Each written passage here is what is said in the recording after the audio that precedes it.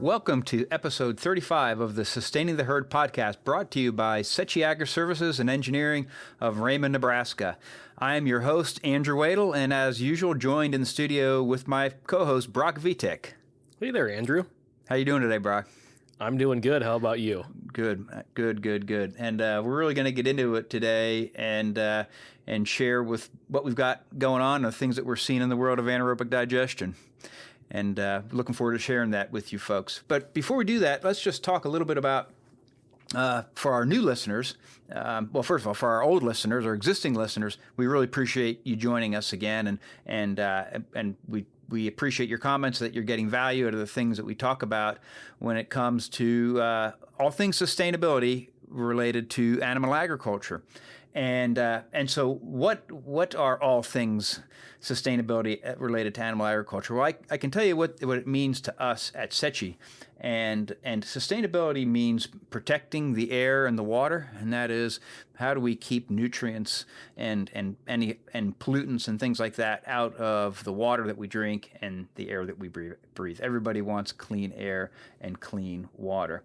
The second part of sustainability is efficiency, or productivity, and that is doing more with less. And as we look across our agricultural commodities, agriculture keeps getting better and better and better at higher productivity, and that is doing more with less. And then the last part of sustainability is business sustainability. We have to have strong agribusinesses that continue to produce food, fiber, etc. And so we'll do everything we can to provide people with information to help keep their agribusinesses as strong as possible. And so hopefully in all of our episodes of Sustaining the Herd, we kind of weave in and out of these subjects. So with that, again, thank you for joining us. Brock, take it away. Thanks, Andrew.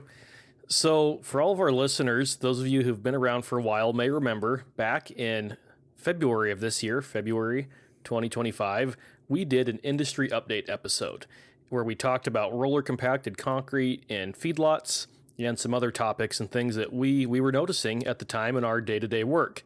And similar to that, not exactly the same, but similar, we'd like to give a little bit more of an update today, which is 6 months later, half a year later, if that sounds good. And I should just add, in this world, the world of anaerobic digestion, 6 months is an eternity. In any new markets, you go through small periods of time where you have large changes, and that's really the sign of a growing and maturing business space.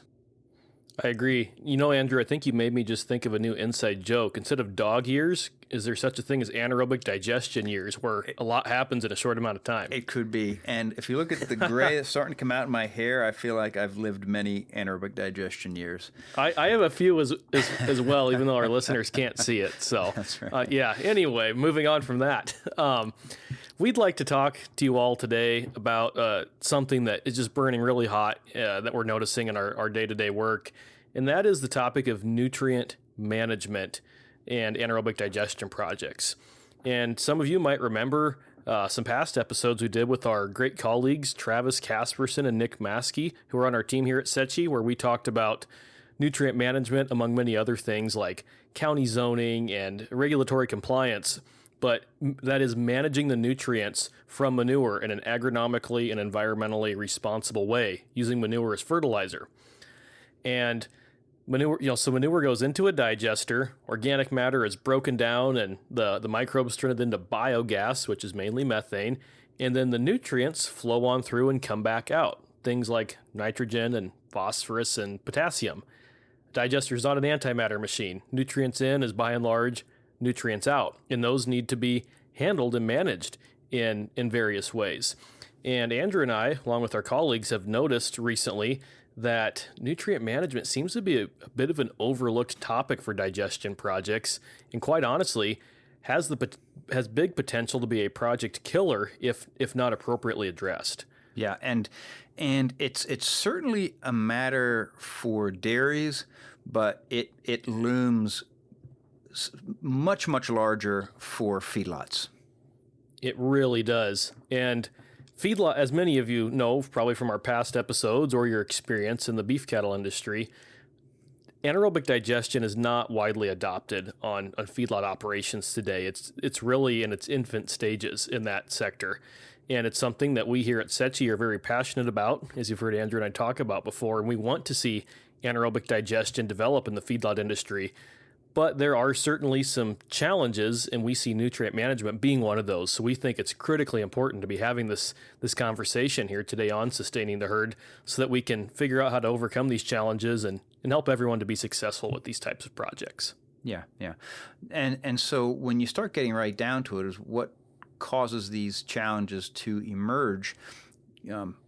Brock used a term that we internally use all the time, and we remind ourselves and others all the time that digesters aren't antimatter machines. You push a mass in, you get a mass out. Now, what can happen is that mass can change form, or that mass can partition, and so in particular, what's the matter at hand with anaerobic digestion is anaerobic digestion. If you push a pound of nitrogen in, and that nitrogen total nitrogen would consist of organic nitrogen and inorganic nitrogen. With anaerobic digestion, you get a massive conversion of organic nitrogen to ammonia. And so what that means is if you're handling manure as a compost and you're broadcasting it, you get massive you basically don't get any credit for the ammonia, because the ammonia volatilizes, and you only get credit for the amount of ammonia, the organic nitrogen that mineralizes. So you have an anaerobic digester, and you convert a lot of that nitrogen to ammonia. That nitrogen is available now, right, Brock? Mm-hmm. It is in the form that the plants are ready to take up, and they can easily use that. Right, and not only that, but it's applied in a liquid form where you have much fewer losses as compared to, say, broadcast spreading a solid.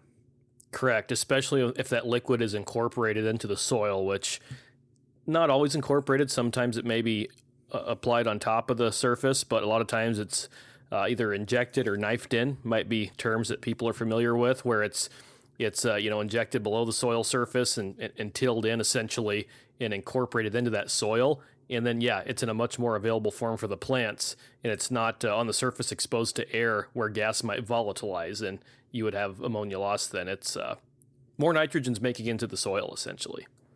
That's right.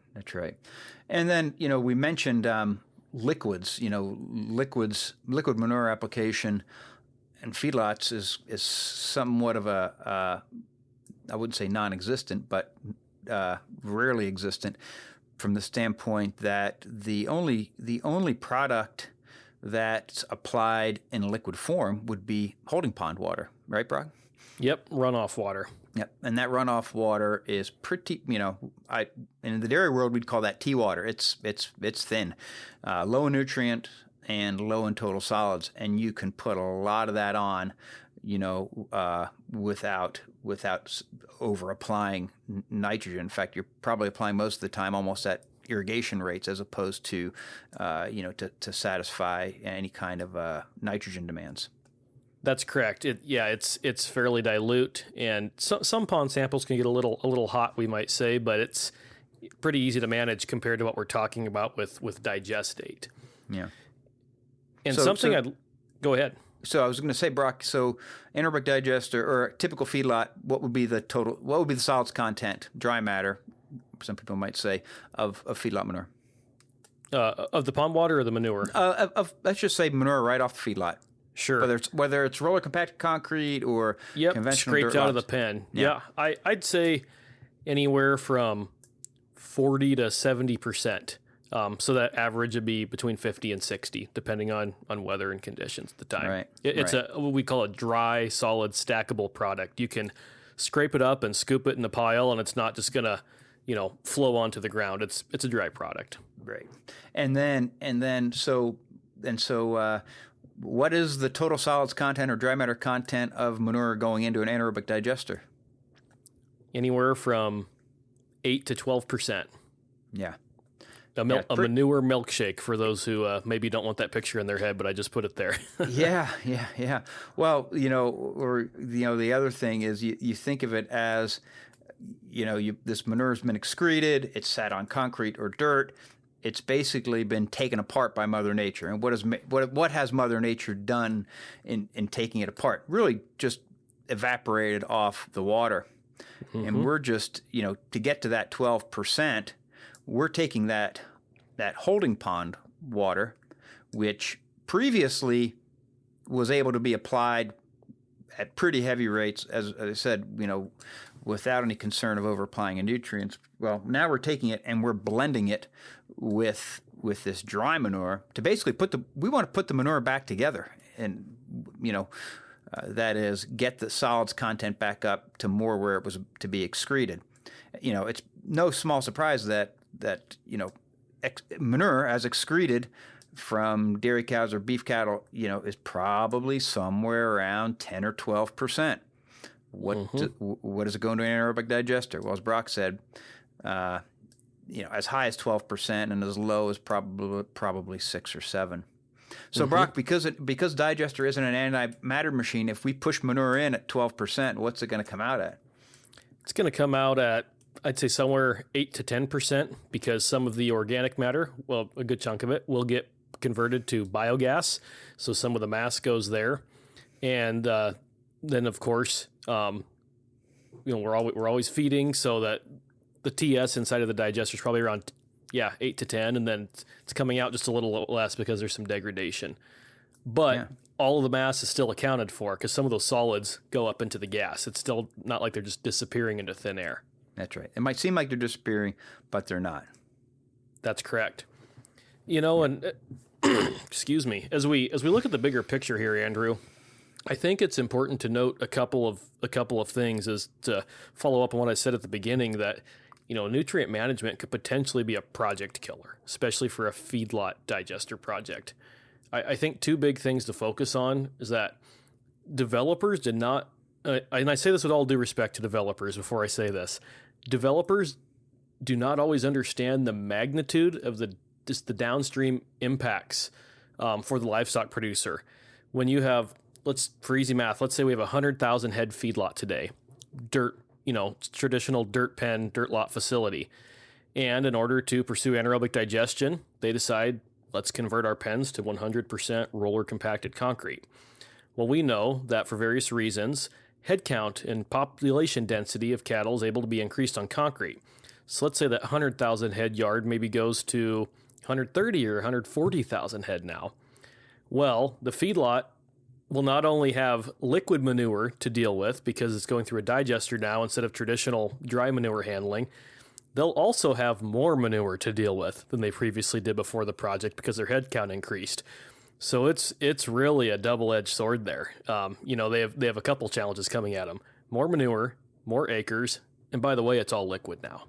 And developers have to be able to understand that and have those conversations with the feedlot.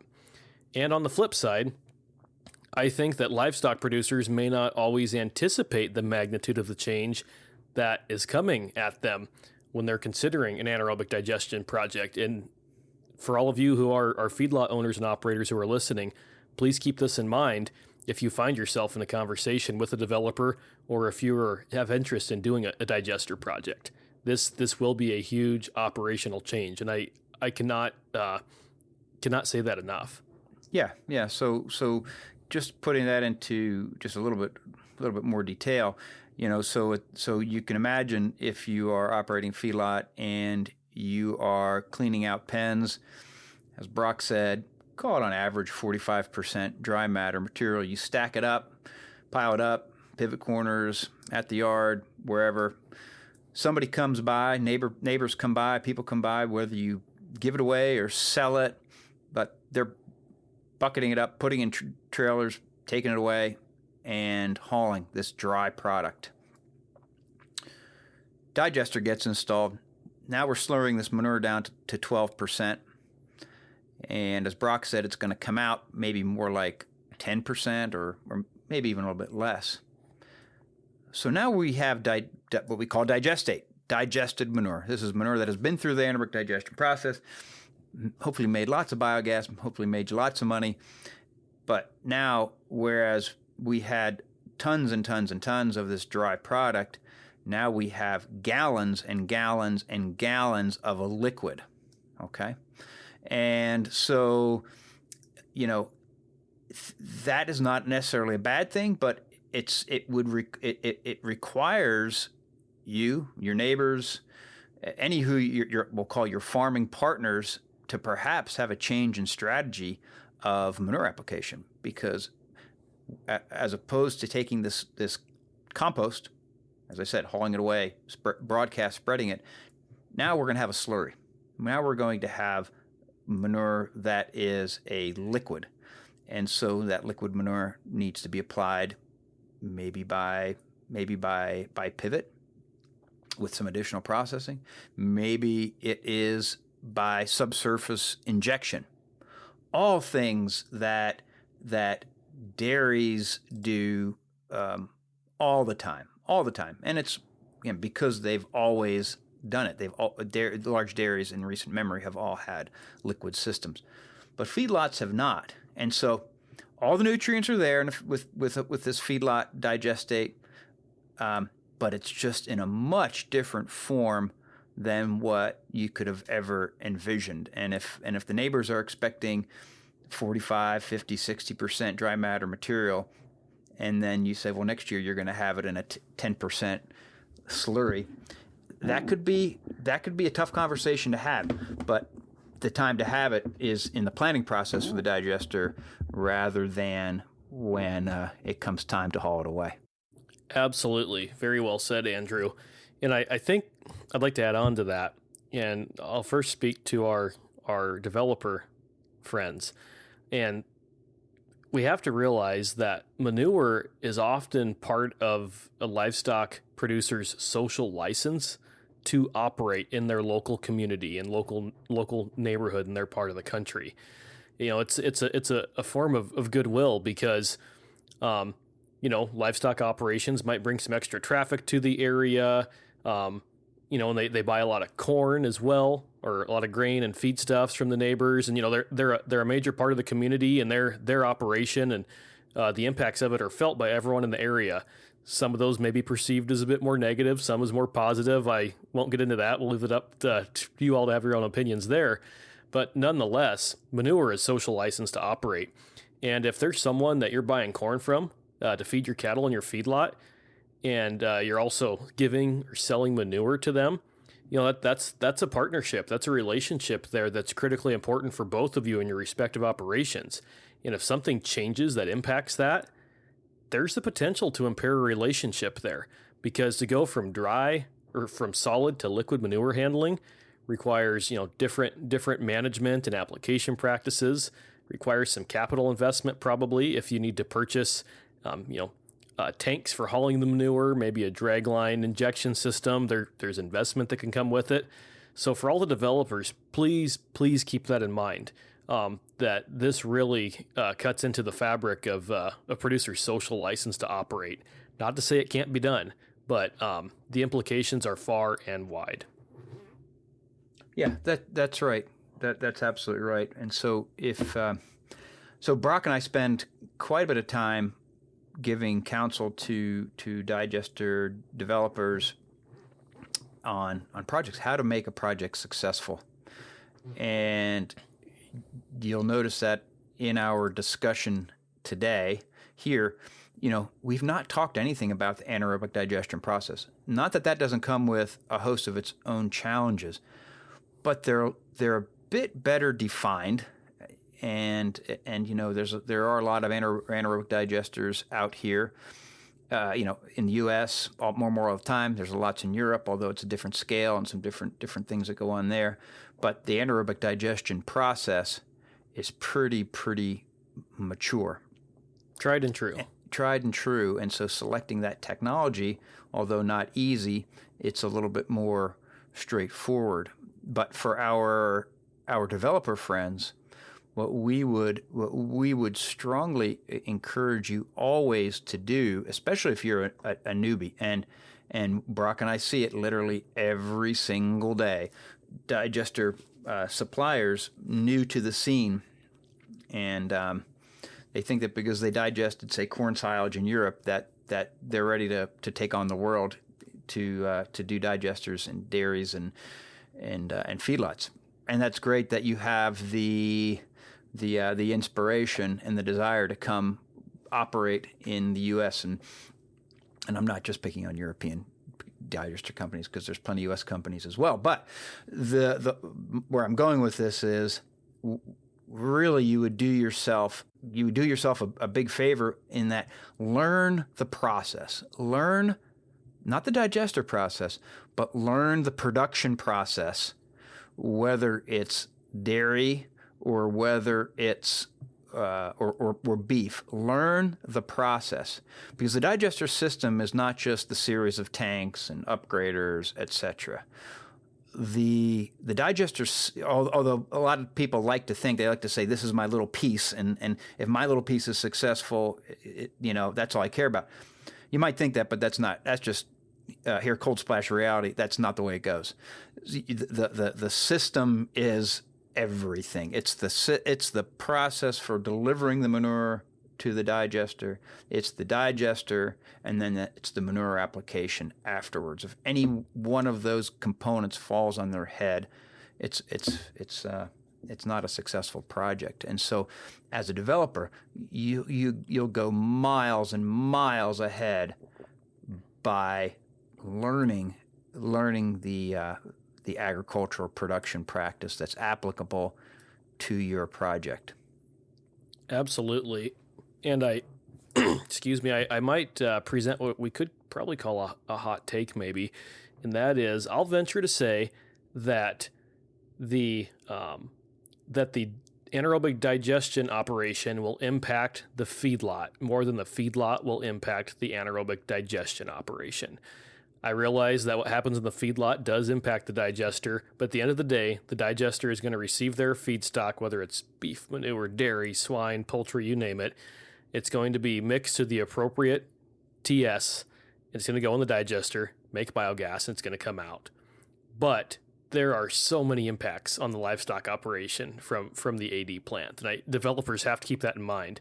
You will impact the livestock operation more than they will impact you. And maybe that's my hot take of the month. I don't know, but I'm going to stick with that. No, I would agree. I would absolutely agree with that completely. And it goes hand in hand with what, we've had producers on the podcast, like Lynn Bodwine, dairyman from Baltic, South Dakota, talking about how he's a dairyman first and he's in the business of making milk. The anaerobic digester is important, but he is a dairyman first, and these other things are maybe I wouldn't say a distant second, but they are backseat to making milk. And if that means the digester getting whatever they get, they're going to get whatever they're going to get. Absolutely. And on the flip side, I would turn to our livestock producer listeners and say, I know that you are up against a lot when you're pursuing an anaerobic digester project, and it is just one thing on your list of many things that you have to worry about and care about. But be willing to have that conversation with the developer and just understand that they are up against a lot of things as well. And they, that since their operation does impact yours so much, do what you can to work with them a little bit and make it an enjoyable process and hopefully a successful project for everyone. It's a two-way street there. I think it really is. Absolutely. Yeah, absolutely. And so when you put this all together, when you look at what makes a successful AD execution team, I don't like saying execution team. Do you, Brock? That doesn't sound good. I know what you mean by it, but yeah, I don't know. So Perhaps project team. I think our smart listeners probably understand as well. But we know when you have a team that are dedicated to putting a project on the ground, this is on the ground, in the ground, functioning, making gas.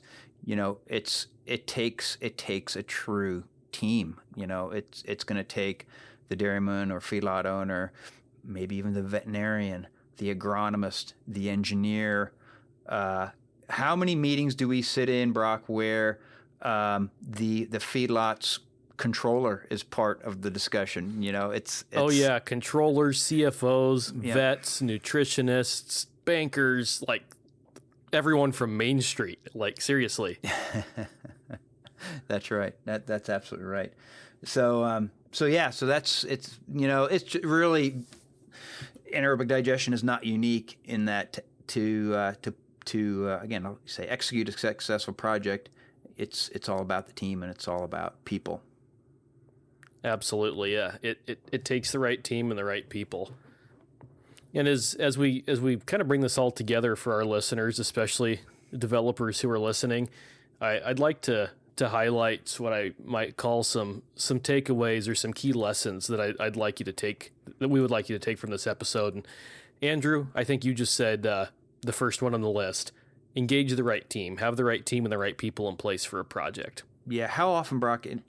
It's every episode, whatever we talk about, and I've been in this industry a long time, and it's amazing how everything is about people. Everything is about people when in doing anything successful and being able to be collaborative in to do great things. It all begins and ends with people. Absolutely. Yeah. The next thing I'd like to hit on, and these are probably some reminders from previously here in the conversation, is that digesters are not antimatter machines. I don't think we can say that too many times. What goes in must come out in one form or another. Manure containing nutrients and organic matter and water goes in, and out comes biogas, water, and nutrients. Yep. It's a Brock, mass balance. That's right, Brock. And we kid all the time that you're not an engineer, but you sure think like one. If you push a pound of nitrogen in, a pound of nitrogen comes out with the one caveat: it might change forms. Right? Yes, it might change forms. So you can push a pound of something into any machine. A pound's going to come out. It might change form, but it's going to come out. Might look and feel a little different, but it's still nitrogen in one way or another. That's right. Yes. Another item on our list of lessons I'd like you to take away is that we talked about at the beginning here. Figure out nutrient management on the very front end of a project, because if you find out that it is going to be an insurmountable challenge that just for some reason makes the project a non-starter, it's so much better, so much easier to figure that out very early on before everyone starts to spend a lot of money and people get excited about a project. Rather kill the project before everyone gets excited, because if you do it later on, a lot of hopes and dreams are going to be crushed and relationships could be damaged. So make sure you're looking at it on the front end in the due diligence process. Yep. Absolutely. So with that, Andrew, I think we've covered a lot of great things on this timely topic. At least I think that it's a timely topic. We've been seeing it and hearing about it every day in our work. And I hope that all of our listeners have been able to get something out of this, whether they're digester developers, financiers, livestock producers, or somebody from town who cares about the industry. Hope this has been valuable for everyone, because I've sure enjoyed the conversation today. Yeah, and if you have any other questions on the topic, by all means, reach out to Brock and me, and we'll do what we can to get you on the right track. Yep, send a smoke signal to Raymond, Nebraska. I'll be looking for it. Right. So with that, thanks to all of you for choosing to join the herd today, and we look forward to being back with you again in a couple of weeks.